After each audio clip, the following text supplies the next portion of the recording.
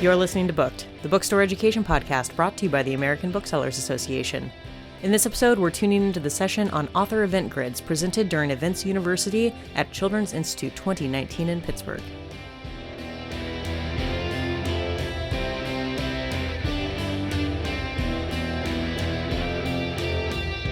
I'm Joy from ABA, and we are here today to talk about author event grids, and now more people are piling in.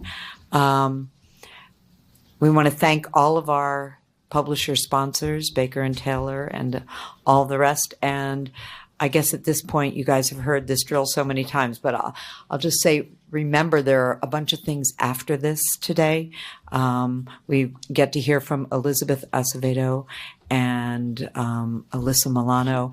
And if you really want, you get to see the Fred Rogers documentary, which will be a lot of fun with popcorn.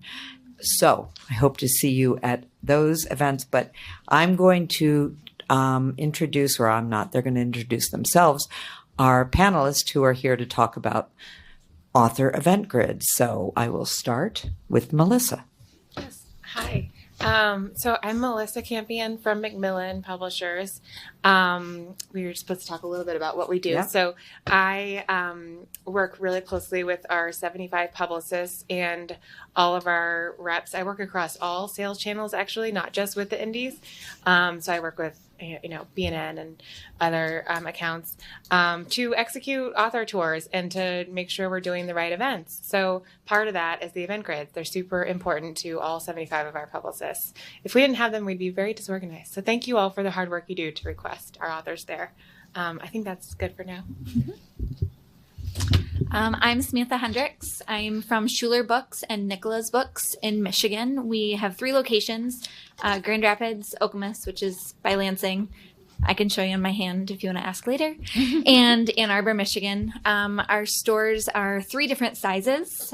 We have one that has a staff of probably close to 30. We have one that's probably a little bit smaller than that, maybe 20. And then we have a staff of 6 in Ann Arbor. So lots of different sizes. I manage the events for all 3 locations. It's hard to say, but over the last 4 months, we've done close to 120 events over all 3 locations. Many of those are author events and some of them are not. So I'm excited to be here. Hi, I'm Laura Fawn with Penguin Random House, and similar to Melissa's job, I work with publicity and sales to oversee events for all of Penguin Random House on the adult and the kids side, working with all of our publicists. I think I have 150 publicists. I'm like, wow, Melissa named them. You're really you're just competing against me. Well, you had to actually say how many you had. And I was like, if you just said all the publicists, it'd be fine. But I also work really closely with all the reps, just like Melissa, across the board, not just on indies, but almost anywhere that an author appears. So sometimes if there's a book festival or if there's some random organization that you're like, oh, that's like a, writers league that somehow seems to have, or World Affairs Council that has an author, we work with all of them as well. Hi, I'm Emily Hall. I'm the owner of Main Street Books in St. Charles, Missouri. I've been doing that for about 5 years, and I am the owner, manager, event coordinator, book buyer, floor vacuumer, flower waterer, et cetera, et cetera. So I wear all the hats at my store. But one of the things that I love to do is event coordinating and event planning and author events. So we've had great success over the last 5 years with our author programs. We partner with our local library a lot of the time to do that kind of stuff. So hopefully I can help you guys figure out how the event grids work a little bit, because they're kind of scary. And so we're going to start with behind the scenes, from the publisher's perspective, exactly what goes on and who gets access and why. So I will start with Laura. The first thing I think that everybody should be clear on, Melissa and I have known each other for a while, and we socialize outside of publishing. So we talk about our lives. So I consider us actual friends. She may not, but I do. Some days, only some days though. But, every publisher handles the event grids and has their own philosophy about it. So I think that anything Melissa and I say pertains probably 85% across the board, but then will be small things that are fine-tuned between each publisher themselves. So I think if you have specific questions about like the Harper event grids or Simon & Schuster event grids or any of the other publishers, you should feel free to reach out to them. But at least specifically for Random House, we tend to not have everybody that wants access to the event grids have them right away. Part of that is because there are stores that have been around for a while that are like, oh, I'm going to start doing events. I don't know what I'm doing, but I'm going to have the event grids. And they assume that automatically it means I'm going to get an author, and then that's automatically going to put them on the radar for one reason or another. And a little bit of what I've found is that actually, if they don't have any experience doing any events at all, even authorless ones, or doing anything with a school or working with a festival or working with another organization, it's really overwhelming. And then the event doesn't go as well as they like. And then what happens is that one publicist says, oh, that event was not so great. And then they tell the other 149 publicists in my building and me that the events were not so great. And then that store, even though it was just one event, and one event does not make a store a good event store or a bad event store, I have to spend a lot of time going, no, that was just one event. That's, but then they're like, well, who have they had that was great? And I don't have any history to go off of. So at least on the PRH side, we tend to try to have someone, try to help you focus on doing some successes that don't have an author at first.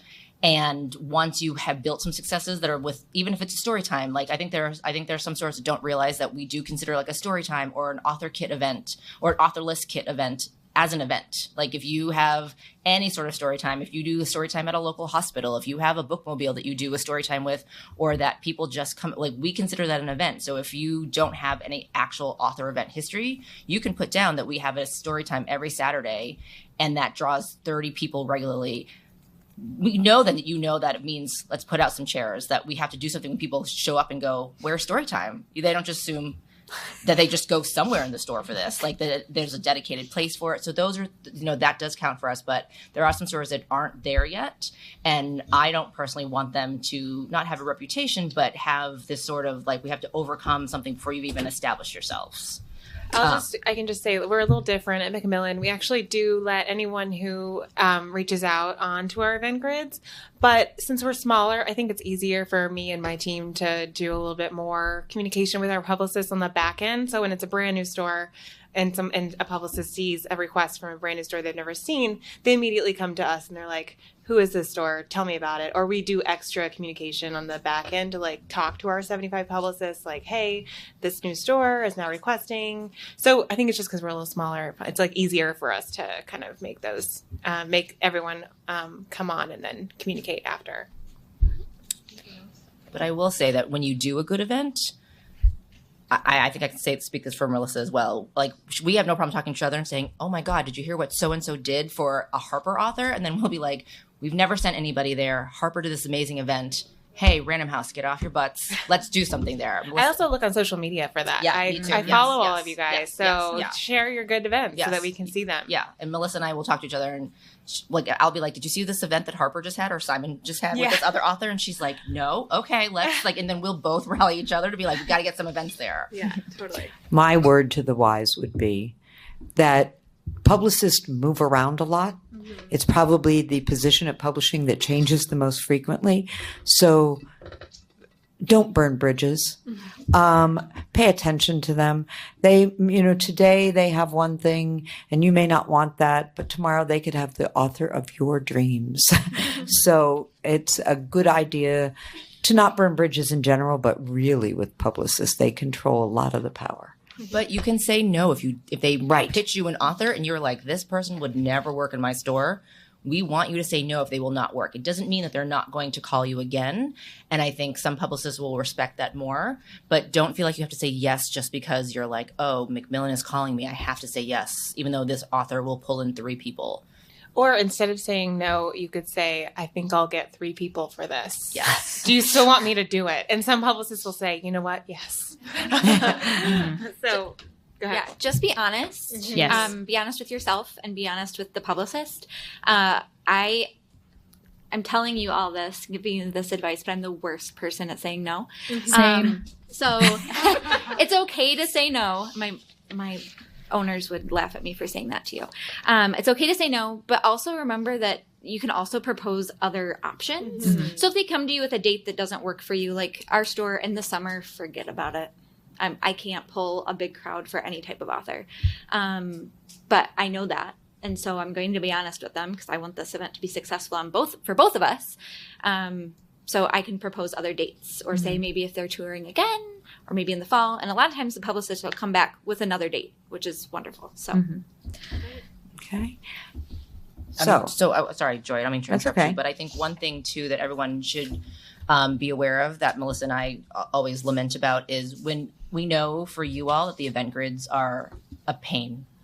But it's much better than the old way, which was like Excel grids. I feel like there's probably one person in this room, maybe two, that used to do the old Excel grids that you'd have to email in an Excel grid because sometimes they get lost in the mail. Or they get lost like in translation. So I'd come back and I'm like, oh, this is just all exclamation points. And they were like, I spent 5 hours doing that Excel grid, and you mean it's lost because it got saved incorrectly? Right. So, but I know that we love Edelweiss. Oh yeah, so because of that, we love Edelweiss, and it translates much easier for us. It makes it faster that you all have more time to do the event grids. I feel like there are people probably in here when I would be like, okay, you have 2 weeks to send these in. They're like, I cannot do a whole season's worth of like contacting schools and contacting other organizations in 2 weeks when I have to run my store.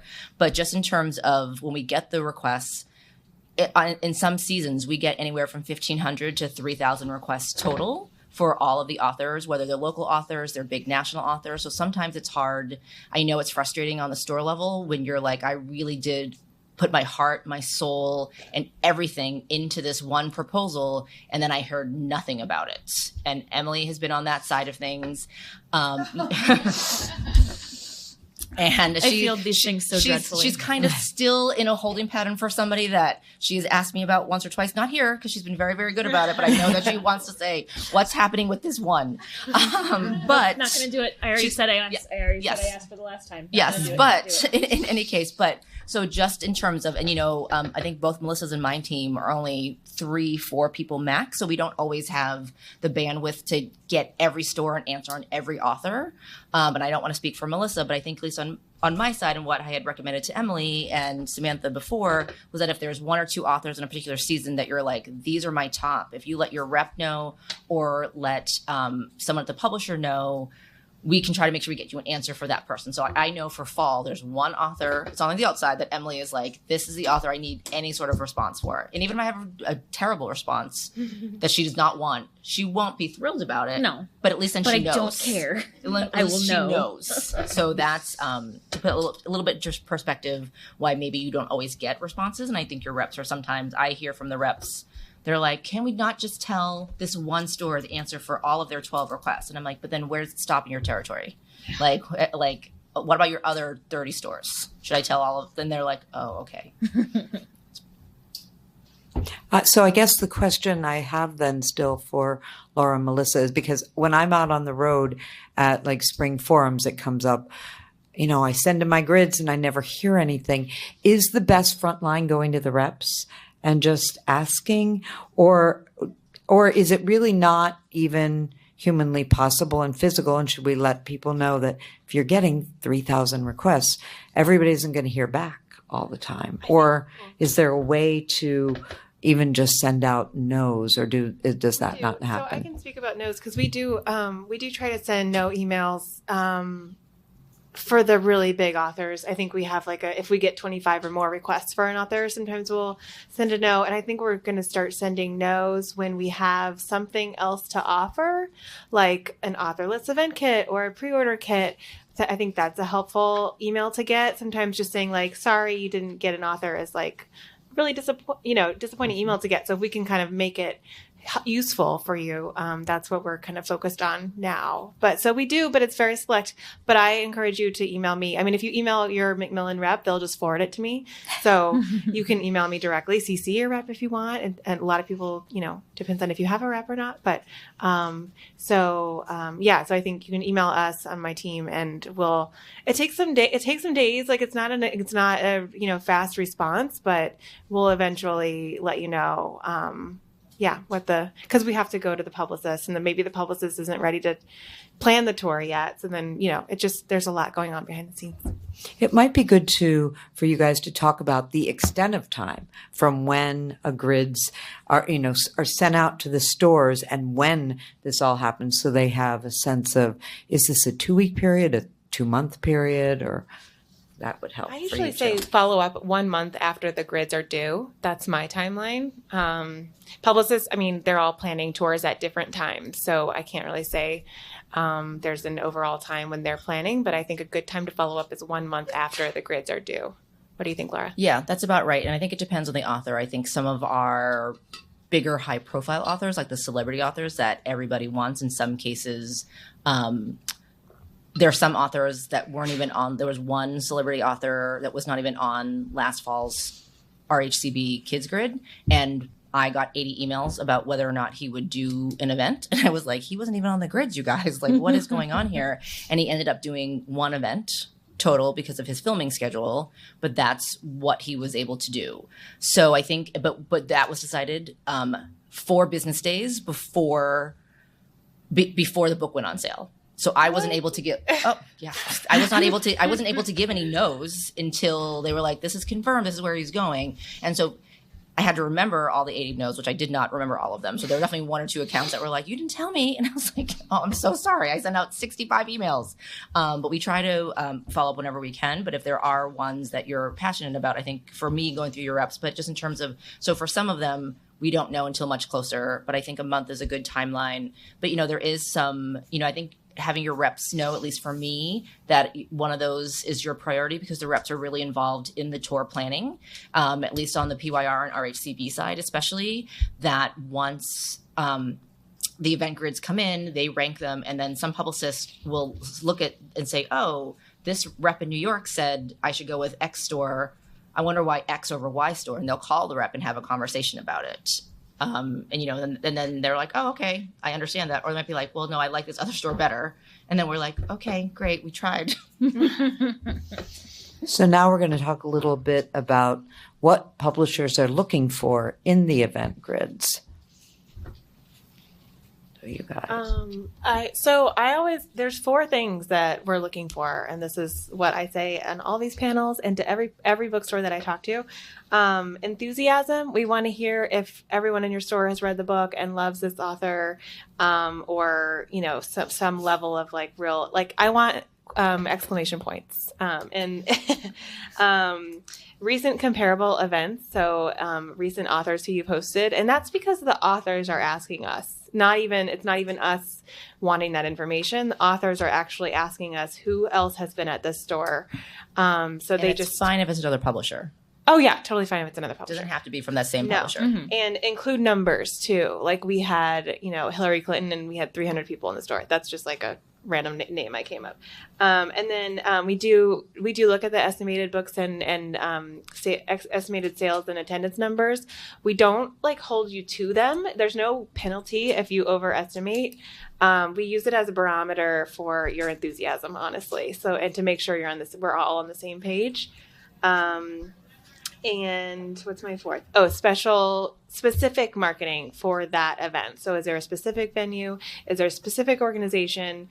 And this whole thing can be very short. It can be 2 sentences or 4 quick bullet points. It doesn't have to be paragraphs and paragraphs, but those are the 4 things that we're looking for.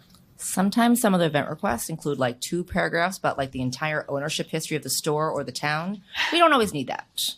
I feel like that's something it's better, more effective for that whole the first column, the general event profile information that automatically feeds in. But I think some folks don't realize that we don't necessarily need to know here's a list of all the owners before me. I think some people feel oh, I'm the new owner, or I've only owned the store for 5 years, and I'm going to go ahead and list so you might remember these other folks' name. We know the name of the store. It's good to mention once or twice, this store used to be named such and such and used to be owned by so and so, but we don't need beyond the most recent owner. But I mean, there occasionally I'm like, oh, I'm so glad that since the store's been around since 1960, I know all 10 owners since 1960. This is great. And I mean, there's no party game in which I'm going to win with that information that I'm aware of. But but I think because we get them in giant Excel grids, and because there could be potentially as many as 3,000 requests, whatever, putting that information that Melissa listed first and foremost gets to the publicist's attention right away. They don't necessarily always have time to read through all those other paragraphs. Anything else? Oh, yes. Oh, we are? Yes.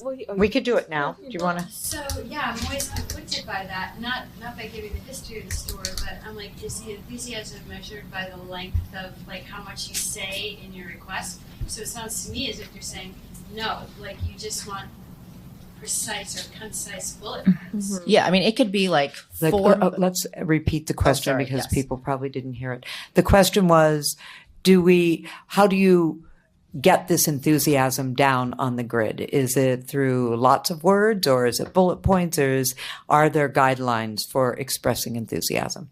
I think it can be as simple as saying, I mean, for Emily, I think hers was, aside from the 12 or 1,500 exclamation points, it was like, this is a book that I've reread, and, 2 members of my staff have reread every year for the last 2 years. And that was basically like 2 sentences. More of it was exclamation points than anything else. Yeah. But that conveyed to me that, okay, I know Emily's staff is a small staff. So I'm like, that's half her staff. Or she could have said half my staff, including myself, love this author and have reread his or her book like repeatedly, or it's a favorite storytime book. This author is a favorite storytime author of ours. I don't need 15 exclamation points all the time. Melissa might want them, but I don't need them. But, I think just, putting out there that aside from you yourself, or, aside from just the buyer and the owner and the event person, sometimes also knowing that the person working on the floor, if you have a bigger store that has a floor staff that's not necessarily part of the event grid or the buying process or the owner, to say, I know for a fact that 6 of our booksellers on the floor love this author. They were fighting over the galley. As soon as we heard this book was coming out, they were like, when can we get, like they immediately emailed the rep to say, when can I get an advance copy? Like, what is the art going to look like? What is the cover? Like, those are things that we're like, oh, even if it's just 1 or 2 lines, it actually says, okay, this is great. This is, a story that's going to really love the author. Can I give another example? Sure. Emily example. Yes. That translated as enthusiasm, but it was actually also in the specific organization / marketing. So for Lee Bardugo, 6 of Crows, she put in the grid, we're going to have actual crows at this event. It was and so cool. The publicist was like, oh my God, we're definitely doing this event. And her store was brand new. I mean, I think she was open like maybe a year. I was the owner for about a year and a half at that point. I'd never had a new major owner. But it was one of those things where we didn't really know her, but we were so overcome by her enthusiasm and her willingness to like really think outside the box that she got the event. That's the kind of enthusiasm we like to see. Even if actual crows didn't show up, we would still be like, we know she's enthusiastic about it. But they did show up. They did. That's amazing. And they interrupted Lee Bardugo like 6 times. Yeah. And we're not saying that every author, it's not for every author. So we know there's like 30, 40 more authors on the event grids. It's not for all of them, but the ones that you're really passionate about, that you're like, I don't know that I can live without this author in my store. Those are the ones we want you to think outside the box for. Yep. So don't think that it has to be all 30 of them. We know that event grids already take hours upon hours as it is.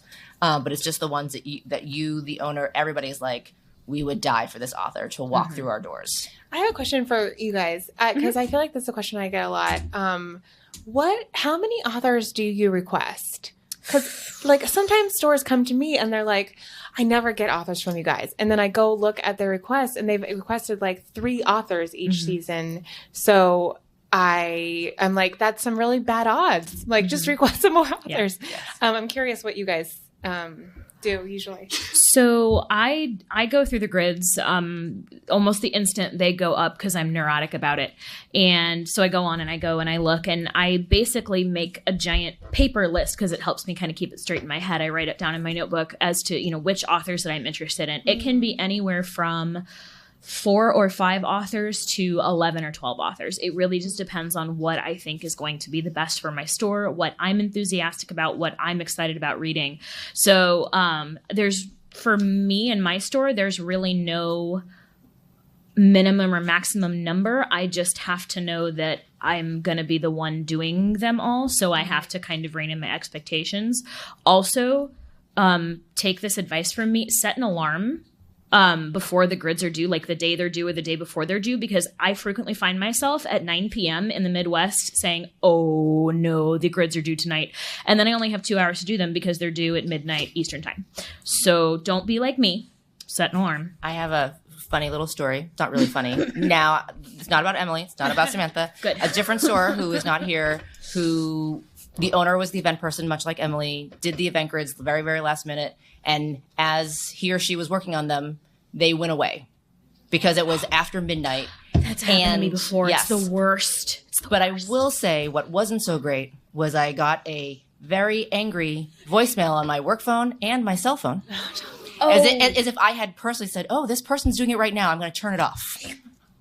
So I forwarded the voicemail to the rep. The rep called he or she, and then a day or two later, they called me and apologized, and we were able to figure it out. But if you miss the deadline, it's not the end of the world. Ask your rep, email whichever inbox is associated with that publisher's. There's probably a solution. Like I build in an extra day or two, but try not to miss. We do too. Yeah. Try not to miss the deadline. Yes. I know. Now we have to build in like an extra day on top. Extra. Yes. Again, don't tell people that. Yes. What about you? But As far as our requests, so we have a calendar now that we look ahead in the year, and obviously we don't know what's coming up on the grids, but I at least know in my head how many large events I can handle, how many small events I can handle. It is just me. I do have managers at each store that can help me. Should I have, there is just one me, I can't be in 3 locations. So I can at least look ahead. We do themed events, so I'm constantly thinking about those too. So how do I, teacher appreciation events, any type of children's events. We have weekly story times at all of our locations. So thinking ahead, how many of those do I want authors for as well? However, sometimes I get really excited. And then before I go on vacation in the spring, I sent out over 75 requests. So Yeah. you never know. Yes. You never know. Yes. Patty, how many? Sorry. I was just wondering, so I err on the side of requesting anything that I think is worth knowing that the odds are not that I'm going to get. Right. But then sometimes I feel like I'm being really redundant because I think some of the setup for a more general, lower level author might be similar. And I feel like you guys are reading these things and like, God, get creative. But sometimes it's the same general format that I'm going to do. And I'm worried that you think, well, you didn't really try. But I tried as hard as any of them. I just know I won't get them all. So, I use a template. Like I know that I'm going to do my personal anecdote, and that's going to be 4 to 5 sentences depending on how excited I am about the thing. And then I put in my relevant numbers, and then I put in special marketing, and then I always end with, we would love to have this author in St. Charles. So there's always some kind of. And if anything, it just expresses that you're interested, right? Yes. So I just worry that you guys have to like she said that in the last one, so I tried to say it differently than everyone. I mean, sometimes it's different publicists looking at them. So it's not like there's one children's publicist. There's multiple of them. So, I mean, maybe I might do it differently, but they get split up amongst the different publicists. And I feel like the reps take a look. So, like, if your rep was like, change this one a little bit. Sometimes the reps, my reps, I can't speak for Melissa's reps. My reps occasionally will change something. And I'm like, that's not what that said when I sent it to you. But I'm like, fine, it's fine. Just to repeat the question, it was, should the bookstores change up how they write requests, because sometimes it seems to get repetitive. I don't think it matters. I mean, we have 75 publicists, so it's like, each publicist is only looking at really their books. But honestly, it's like that first sentence needs to be a grabber, needs to be something that's like, holy crap, we are so excited. We're going to bring a donkey and a crow. We're going to bring a donkey and a crow. Yep. So go ahead. I'm in a second, you'll see too. So when I started in this position, the previous event coordinator literally just used templates. There was no customization to a lot of the pitches that were going out, and we didn't see a big return on them. So it's just not that one yet. No, which one? I think it says template. I will say you have to keep going. I will say some publicists do know if it's the same. One. Like I think some of the same genre of books are usually the same publicist, at least for me. So sometimes they're like, oh, this person did the same request for this last 2 authors. And I'm like, maybe that's they think they can do this. For all 3 of these authors, it's the same numbers, but. Yeah, you see what I'm saying? So that's what I came into. And so when you don't see success, you change it. You had your hand up first. The comment about how many responses are made, it's only, you only put in for 2. They put the locations on the grid. I'm in northern Ohio, so I'm lucky if there's one that has my. Do you want to speak to this? I would be happy Yes. to. Yeah. So I'm also Repeat the question. Oh, sorry. The question was the locations are on the grid, and if you don't see your location, what do you do? So I'm in Michigan, which is a flyover state. We talked earlier, but so when I'm looking at the grids, I'm looking at Chicago. I'm looking at if they're going anywhere remotely close to me, and there's someone that I'm excited about, that our team's excited about, I'm going to do it anyway. Yeah. And we've seen success from that because we are a 3-hour drive from Chicago, an hour flight. And I mentioned that though, because geography is hard.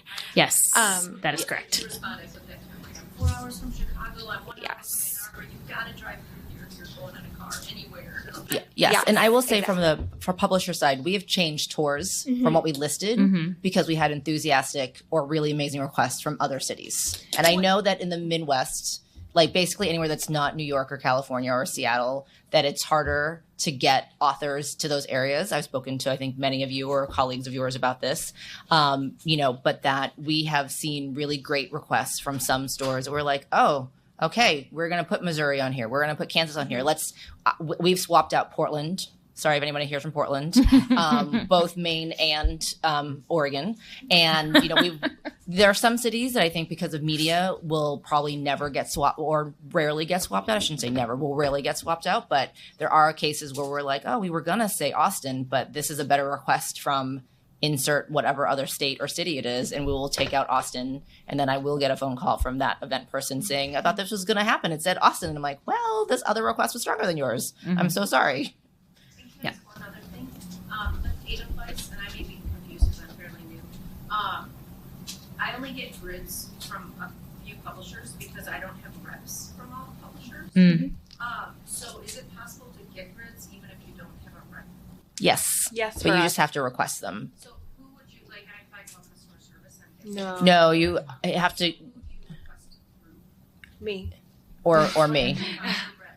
So I think in those cases, if you don't have a rep and you don't know, a lot of times if you send a request through Edelweiss, I will get an email from Edelweiss that says this person is requesting access to your event grids. Edelweiss, at least for us, does not have the we don't give them permission to give any store access. So we may have another form, everybody's different, and Melissa is a little bit more lenient than I am. She will just probably say, yes, this is great. Go ahead, have access. And I may say, okay, here are some questions for you in terms of what are you doing? What are you thinking about doing? Versus, there are some stores that are just like, oh, bringing an author in will mean that my store will still be in business 2 years from now. And I'm like, but I need a little more than that from you. So So the only thing I use Edelweiss for is grids. Like, I don't use Edelweiss for both anything else. So I don't know how to see grids that aren't sent to me. So you won't be able to see them. You can't. If you don't have, you have to request it through Edelweiss. Yeah. So Even to know what to request. I would just ask Edelweiss for whichever Edelweiss. publishers. Yeah. you're So interested every in. publisher is on Joy. Is this correct? Every publisher is on Edelweiss. Yeah. Most. Okay. Not every. So I think You you can can ask select Edelweiss to say, I'd love to have access to event grids for these publishers, and they'll either send a message to us or they'll say that publisher is not on Edelweiss, and then there's probably no event grids in that way. Yeah. Malia, then Lauren, then we'll go on. I'll be quick. But- I'm from Columbus, Ohio, and cover to cover children's books. To speak back to, we're also a little slower in the summer, and I was offered an author, and I took them to a summer camp at a school. So I had a full room, and then the author told me that somebody had taken him to a zoo. So I thought that was neat. And then my next question was about school visits. Is that something that you take into account if you know that the store is strong with school visits? Yes. And how do we know when we apply for that? Is it in the grid that you want school visits? Typically. So the question was or the statement / question was that they do strong school visits, and do we take that into account when we look at tours? And the answer is yes.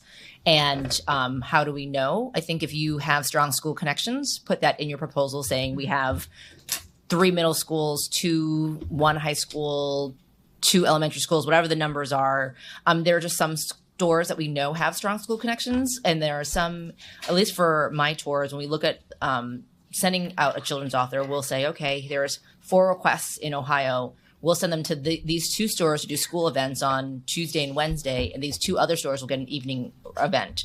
And we try to, as much as possible, share the love in that regard, because in theory, we could give one author to one store to do 4 school events and 1 in-person event. But if we know they're strong stores, you know, we want the stores to still be around 2, 5, 10, 20 plus years from now. So if we can spread the love and say, here's 4 great stores in this area, we can keep this, you know, middle grade author here, then we are happy to try to spread the love. That makes me think of one more thing. Can I just ask one? I have several other great stores near me. Can we kind of connect and apply together?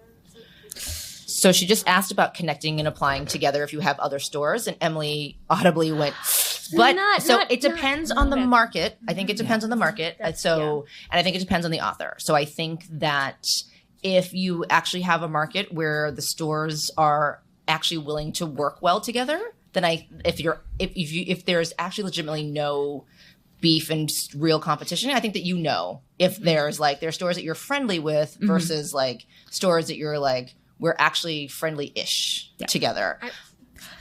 I wouldn't even think about the competition point. I think about how saturated it'll be. So if they have an event one night or during the day or the afternoon, can I still pull in a crowd for my store if I have the same event? However, on a tour route, if you're friendly with people that are on within maybe 3 hours, I can do an event in Grand Rapids and in Ann Arbor, but they're close to 3 hours apart. Yeah. But I will, sorry, Emily. No, it's fine. There are we've had stores that have pitched for big authors, and they said they're going to do it together at the same high school, and but they're half an hour apart from it, and this high school is kind of sort of centrally located, and the high school can hold 1,500 people, and they amongst themselves have worked out, we're each going to bring 750 kids, but we're going to do it as a joint event and have one humongous event for 1,500 kids, and so we've had situations, but the stores, are friendly with each other. There's no oh, well, you got 730 and I got, whatever that math is. I'm terrible at math. I'm sorry. But I should have math. But so I think if you can actually work well together, it could be to your benefit as long as you realize that there is an actual, all the work that is involved. What we want to see is that the stores are splitting the work evenly. We don't want one store to be the one that's driving 99% of the attendance, and the other store then gets, benefits with half the sales or the extra attention or that sort of thing. I was really thinking that. I was thinking 30 minutes away. I have an event and she. Well, in that case, that's what we do. If it's you would get an in-store event, they would get a school event. Yeah.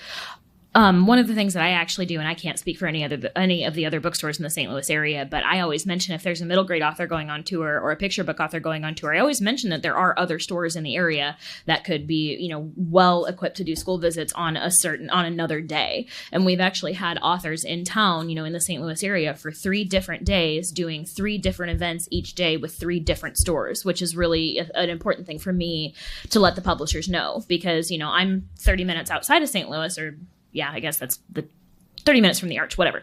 But anyway, it's an important thing to let folks know.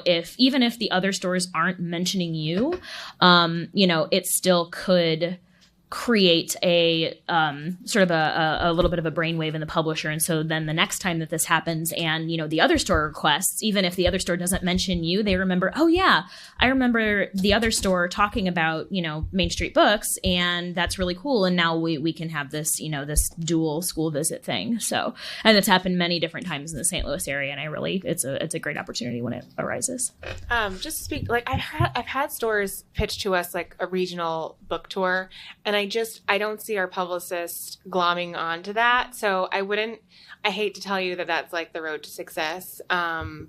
So just, I don't know. It's just so unique per author that it's not something that we're oh, remember? Yeah, we're not actively doing it every season. I just did a nonfiction author on the adult side who's only doing regional, and she's literally going to every store in North Carolina, South Carolina, Georgia. And then she finished that in the spring, and in the summer, she's going to all the stores in northern Michigan where all the people are at this point because it's the summer.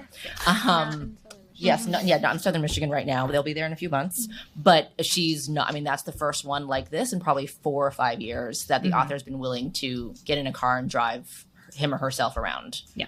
So I think it's not the norm. I think a lot of stores will think, oh, this is so great. You know, it's such an easy drive. But we look at it a little bit more, I think, in terms of media market and like, well, it's such an easy drive.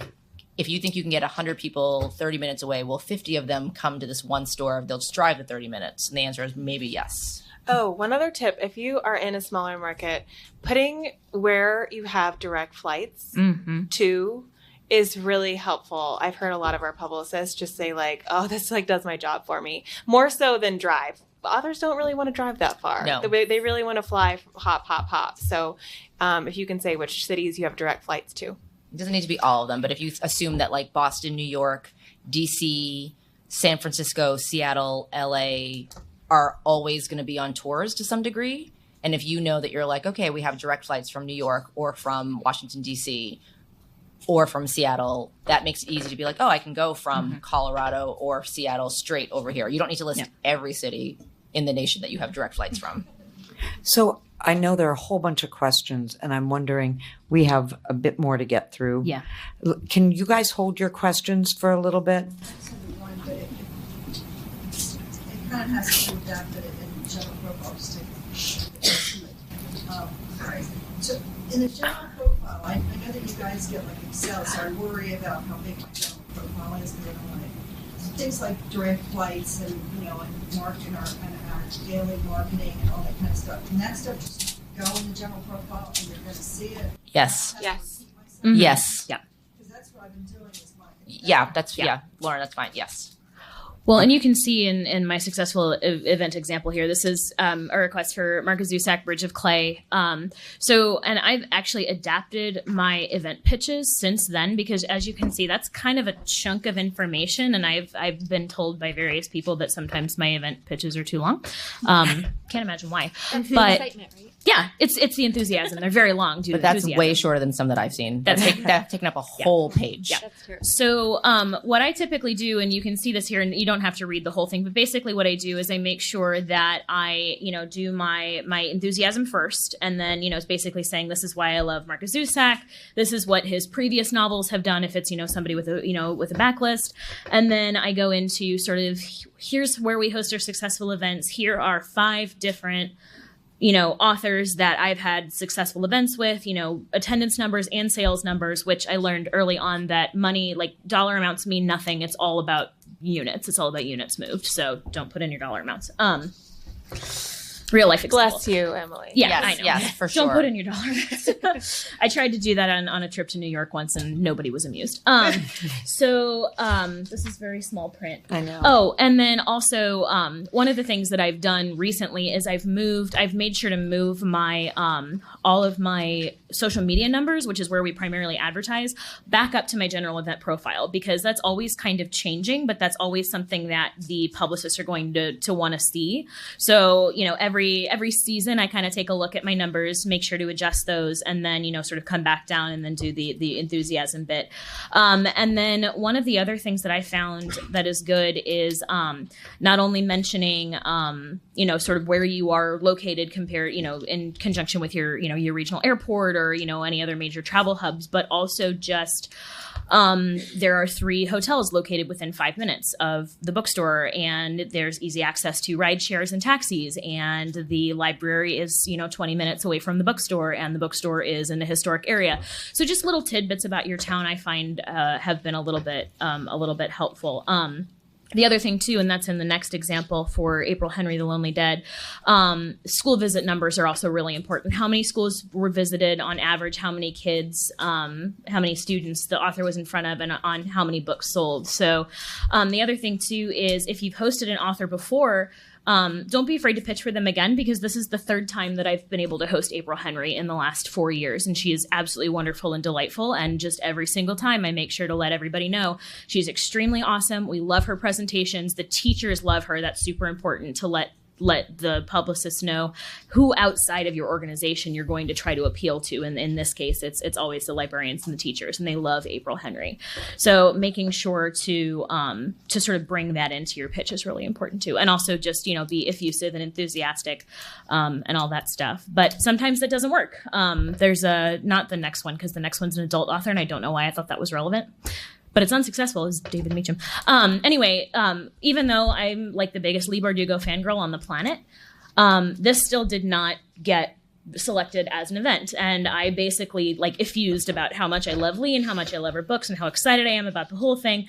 But sometimes enthusiasm doesn't cut it, because A, I've hosted Leigh Bardugo before, B, they didn't have St. Louis in mind for her tour, and C, and maybe it just didn't have what the publicist was looking for. So the thing that I'm working on getting better about, and I will impart this wisdom all onto you, is don't take it personally.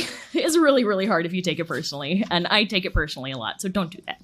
Yeah, I was going to say, for someone like Leigh, it's like she sends in an amazing proposal, but so do 60 other stores. Oh my gosh, yes. So it's not like you did anything wrong at all. Yeah, I would say there's nothing wrong in her request. They I would just want to go to another market. Yeah. Or, another market, or we just had to choose, 10 out, out of 50 perfect requests. Authors have bandwidths too.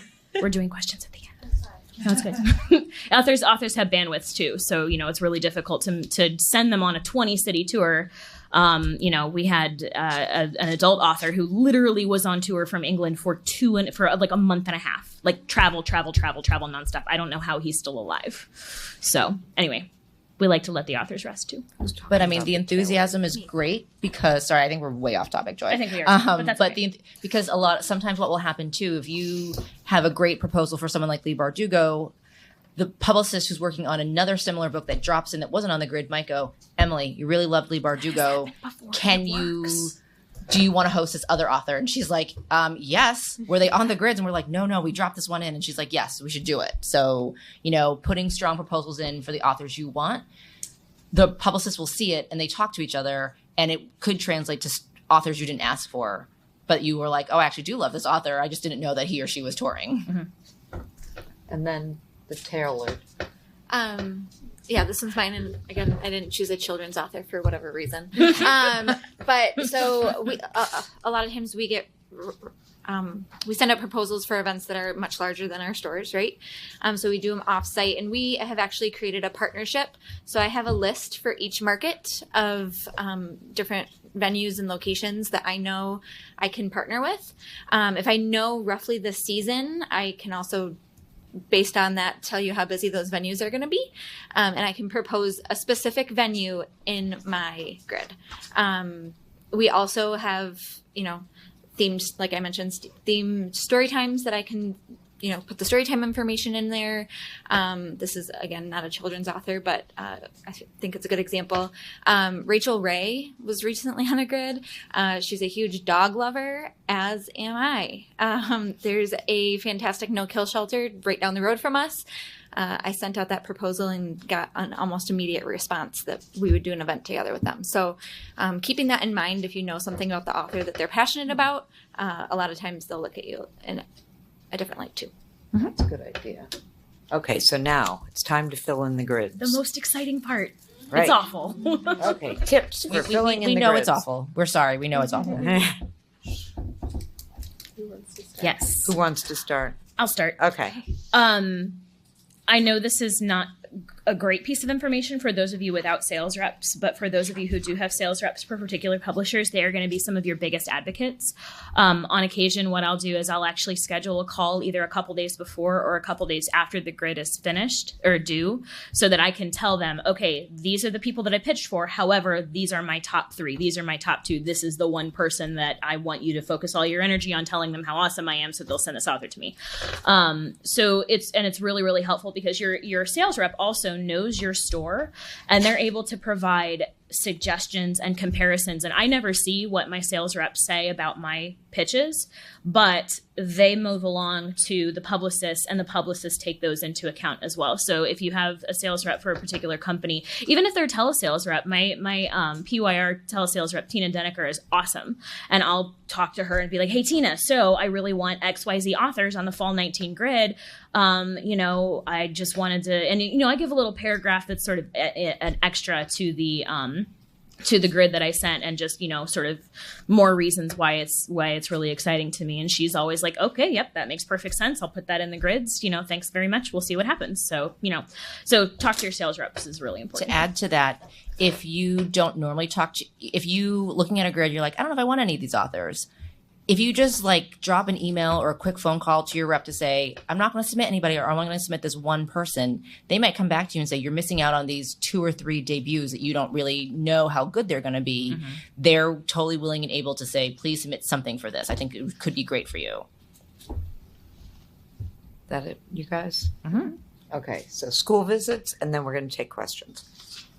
Anything other to add about school visits? You covered it a lot earlier. Yeah, I think. Right? Oh, this is important. When you're writing out your grid, do not tell the schools until you hear something. Until you get a confirmation. Until you are confirmed that it is happening. Or I hesitate to say this, but or just be very clear that you have potential to bring this author here, because they will get very excited, and then they're going to keep asking. Yes. I had the opportunity to arrange a visit with an author who does not speak to less than 1,000 people at a time now, because per publisher request. And in that situation, that was something that I needed to reach out to the librarians and ask if there was a possibility that they could fit 1,000 elementary schoolers into one space within the district. And that was, sort of an implied, if we can do this, if we can make this happen, then yes, we have the opportunity to host this author, but this is not confirmed. It's not guaranteed. I just need your help with the logistics of it. And it would have worked if school hadn't been out that day for some dumb district reason. So, but that's not the point. The point is that if that needs to happen, then yes, be very clear about the expectations up front, but don't be afraid to ask for help from those people if you need something to give to the publicists. Okay. So Javier, then Anastasia, and then you're next. I'm Javier. I manage the book table in Park, Illinois, just outside of Chicago. And I'm going to assume that this covers both adult and for the publishing people. Yes. Okay. So really quickly, my bosses opened the store 16 years ago. They worked in a store before that did 1 million events. So when they built the store out, they purposely nailed everything down so they couldn't move fixtures. So we don't do in-store events at all. Oh, I'm familiar. I've asked Jason to move stuff, and he said, no way. He said, it's nailed down. I said, how nailed down? He said, very nailed down. So they let me start my own reading series. It's around the corner from the store. It's in a small, little tiny bar called the Beer Shop. And so we do one event. It's called Authors on Tap. It's an in conversation series. And we do one event a month. And I've been turning in shifts from my own personal experience and talking directly to authors that I've become friends with over the years. It's been running for about 1.5 years, and I'm at the point to where I need to start thinking about working with going through the correct channel. I would just suggest, because it's not a big series. The place holds 60 people. At our biggest crowd is about 70. We had Rebecca Mackay right before she was announced for national. That's still a lot of people. It is. Yeah, 60 is a lot. But the sales aren't great. I mean, we will sell maybe with her it was 20 books. But I think it really do it once a month, so I don't know how best to approach you guys. That's still really good. I think, so the condensed version, for anyone who didn't hear, Javier has a once a month around the corner from the store series that he's been going directly to authors or people that he knows, and how now that he's to the point where he wants to be more consistent, what is the next steps in terms of being more consistent? And I think, and he said it's quote unquote only 60 people, quote unquote only 20 book sales. It's not quote unquote huge, which depends on the author, I think. But I think I think that start with your reps. I think they know. I think Laura's a great resource. Stefan is or is it Brian?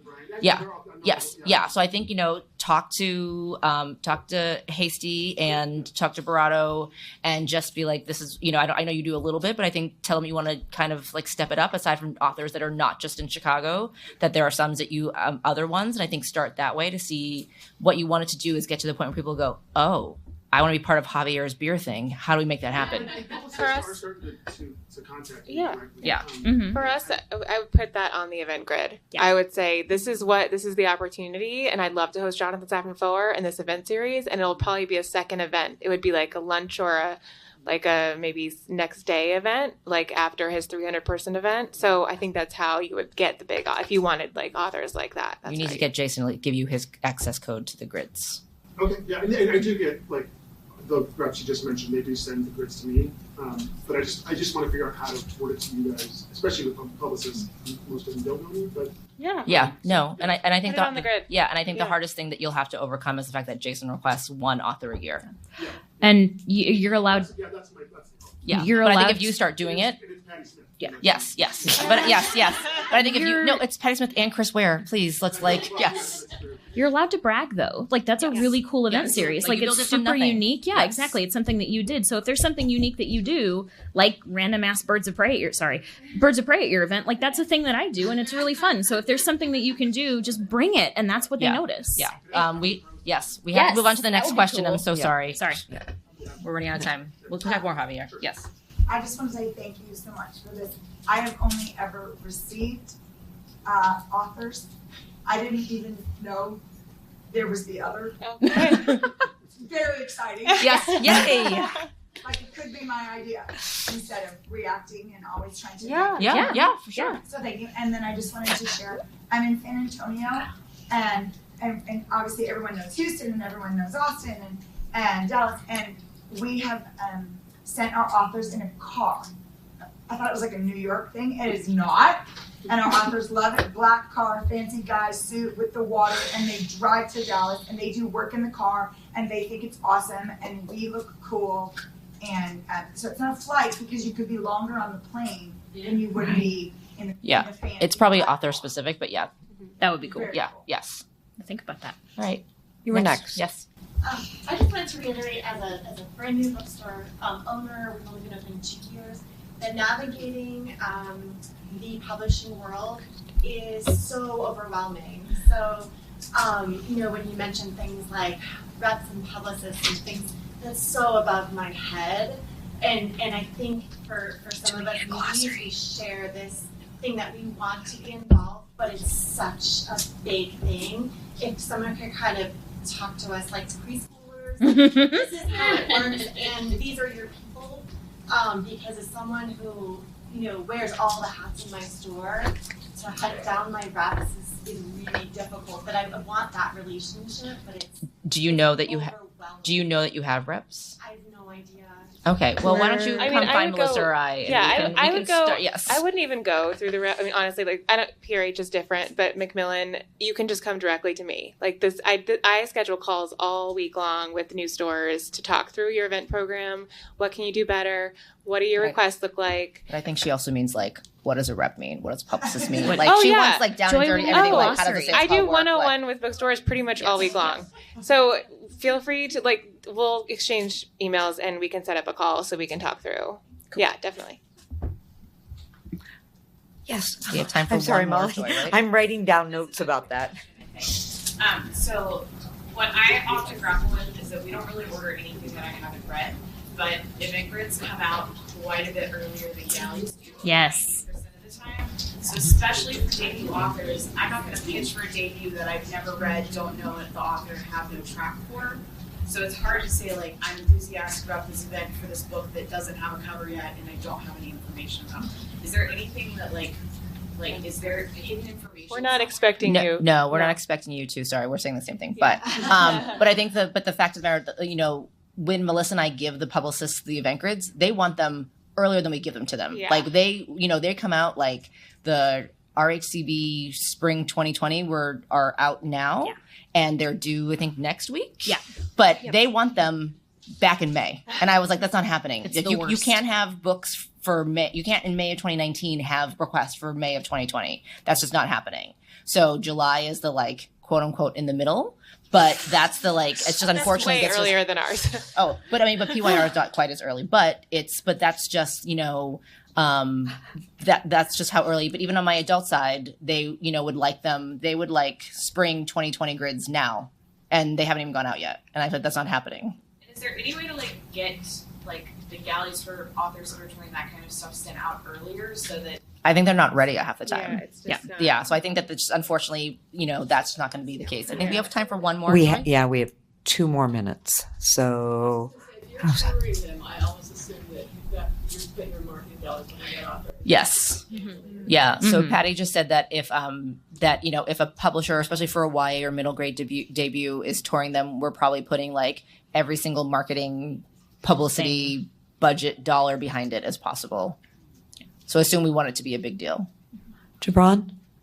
I know. Sometimes I see some date or timing information regarding tours on the event grids, but often I don't. Because the general assumption should always be that you're talking about like touring just the week or the weeks after, just after release, or I mean, is it worth trying to put in for an event and speak to it maybe not being that release tour, but maybe Smooth-ahead. there's an opportunity Seems like you've afterwards. had It's just there's rarely any information about when it is. That also makes it hard to kind of figure out partners. Do we have those partners? I think from that sometimes, time frame or not? I think sometimes we don't know, and sometimes like for like a summer grid, we clearly assume that like there's no schools happening in the summer. So sometimes we don't know at that point if those school events are going to happen in September or October.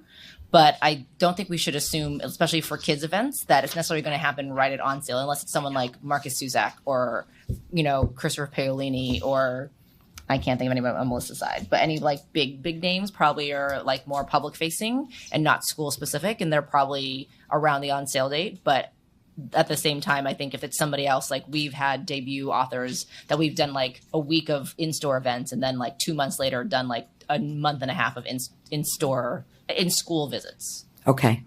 We have to end. And these guys will be here if you have questions. They will easily talk to you right now. But Thank you. This Thanks, is everyone. over. And thank you all.